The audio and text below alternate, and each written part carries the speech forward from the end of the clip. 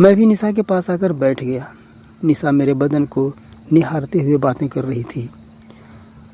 उसकी बात करने की अदा मेरे अंदर तूफान पैदा करने लगी। मुझे फिल्म की वह किस वाली सीन आंखों में घूमने लगी, परंतु मैं डर रहा था कि शायद निशा बुरा मान जाए। रात की फिल्म कैसी थी? निशा ने अचानक पूछ लिया। अच्छी थी, मैंने हड़बड़ाते हुए जवाब दिया। खाक अच्छी थी, निशा ने मुंह बनाते हुए कहा। क्या खराबी थी? मैंने प्रश्न भरी निगाहों से निशा की ओर देखा। देखा नहीं, हीरो किस प्रकार हीरोइन को बाहों में भरकर किस कर रहा था। निशा ने प्रश्न भरी निगाहों से मेरी ओर देखा। किस तो प्यार की शुरुआत होती है निशा जी, मैंने मुस्कुराकर उत्तर दिया। यह प्यार व्यार क्या होता है जीजा जी? आंखें तरेरते हुए निशा ने कहा। सिखाना होगा। कैसे? निशा मुस्कुराते हुए बोली। मेरे अंदर का तूफान इस कदर बढ़ गया था कि अब अपने को बस में रखना मुश्किल हो गया था। किसी परवाह के बिना मैंने निशा को बाहों में समेट लिया और उसके होठों पर अपना होठ रख दिया। लेकिन मेरे सोच के विपरीत निशा ने मेरे खुले शरीर को कसकर पकड़ लिया और मेरे किस का जवाब देने लगी। मैं समझ गया, आग दोनों ओर बराबर लगी है। दोनों की सांसें तेज हो गई। निशा की सहमति देख मेरी हिम्मत बढ़ गई। निशा के आलिंगन से दिमाग में घंटियां बजने लगी। निशा का शरीर भी कांप रहा था। उसकी आंखों की प्यास साफ दिख रही थी। होंठ फड़फड़ाने लगे थे। मैं समझ गया, नेहा शायद तैयार होकर आई थी, क्योंकि उसके नाइटी के अंदर न ब्रा थी और न ही पैंटी। ऐसा महसूस होते ही मेरे सारे अंग फड़फड़ाने लगे। नसों में तनाव ऐसा बढ़ गया मानो तीर कमान से शीघ्र छूटना चाहती हो।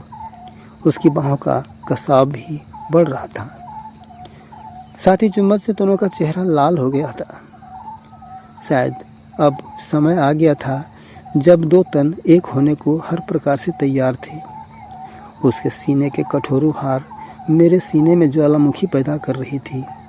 अनायास मेरे हाथ उसके उभारों को सहलाने लगे।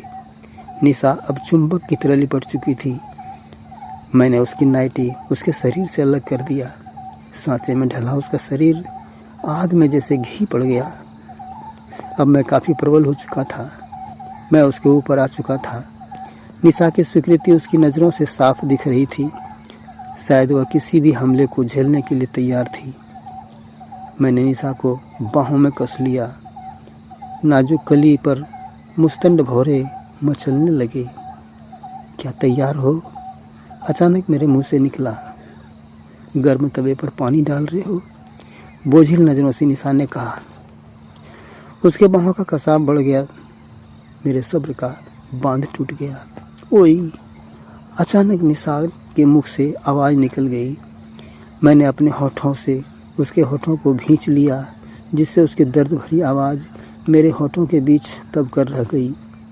भंवरे ने गली के दरवाजे खोल दिए। निशा चीख पड़ी। शायद उसे ऐसी पीड़ा का एहसास नहीं था। उसकी चीख से मेरे शैतान कब मानने वाले थे। वह अपनी मंजिल के अंतिम छोर तक पहुंच जाना चाहते थे। भले ही निशा की चीख हर झटके पर तेज निकल रही थी। उसकी आंखों से आंसू भी बहने लगे थे। वह असह्य पीड़ा से मेरी बाहों के बंधन से छूट जाने को व्याकुल हो रही थी। उसने मेरे खुले पीठ पर कई मुक्के भी लगाए, पर शिकार शेर से छूट नहीं पाया। बड़े निर्दयी हो, निशा रुआंसी आवाज़ में बोली। तलवार तो म्यान के अंदर ही रहेगी ना साली जी, मैंने उसके गालों को चूमते हुए कहा। एक अंतिम झटका लगा और गेंद गोल में समा गया। एक बार फिर से निशा की चीख कमरे में गूंज गई। अपनी रफ्तार को बढ़ाता गया, साथ ही चीखें भी निकलती रही। वह दर्द से चीखती रही। घोड़े दौड़ते रहे। कुछ क्षणों में निशा बेसुध हो चुकी थी। उसकी पकड़ ढीली पड़ चुकी थी। अब उसके मुंह से सिर्फ सिसकियां निकल रही थी। अंत में तूफान चरम पर पहुंचकर शांत हुआ तो सब कुछ अस्त व्यस्त हो चुका था। निशा बेसुध हो चुकी थी। मैं काफ़ी डर गया, क्योंकि हम दोनों ने जोश में अपना होश खो दिया था। बिस्तर से ऊपर उतरकर मैंने गिलास में पानी लिया और निशा के चेहरे पर छींटे मारे। कराहते हुए उसने आंखें खोली। मैं बाहों में भरकर उसे प्यार करने लगा। मंद मुस्कान उसके चेहरे पर बिखर गई। मैंने भी मुस्कुराकर उसका साथ दिया। निशा ने हौले से मेरे सीने में दोनों हाथों से घूंसे लगाने लगी। मैंने उसे अपनी बाहों में भर लिया और उससे गुलाबी होठों को चूमने लगा। वह साथ देने लगी। निशा ने भी अपनी बाहें मेरे गले में डाल दी। एक बार फिर शरीर तरंगित होने लगा। इस बार निशा के हाथ ज़्यादा चल रहे थे, जो मेरे कोमल अंगों तक जा पहुँचे। उसके हाथों के स्पर्श से मेरा दिमाग 7वें आसमान पर पहुँच गया। नसों के उभार का अंदाज़ा निशा को भी हो चुका था, जो उसके हथेली का स्पर्श पाकर भूखे शेर की तरह बिलबिलाने लगा था। मैंने उसके संतनों को मुंह लगाकर चूसे जा रहा था। निशा काफ़ी उत्तेजित हो चुकी थी। बार बार वह अपने नितंब उचका रही थी। उसकी आंखों में स्पष्ट निमंत्रण था। इस बार कोई भय नहीं था, इसलिए आक्रमण भी आक्रामक था। कली जो एक बार खिल चुकी थी, एक बार फिर खुल चुकी थी। जिस प्रकार चातक अपनी चोंच स्वाति के लिए खोल देता है। फिर से मैं ऊपर आ गया। इस बार निशा काफ़ी उत्तेजित हो चुकी थी। वह घड़ी आ चुकी थी जब कोई आगंतुक दरवाजे पर दस्तक देता है और दरवाज़ा खुलते ही मेहमान अंदर। फिर वही चीख कमरे में गूंज गई।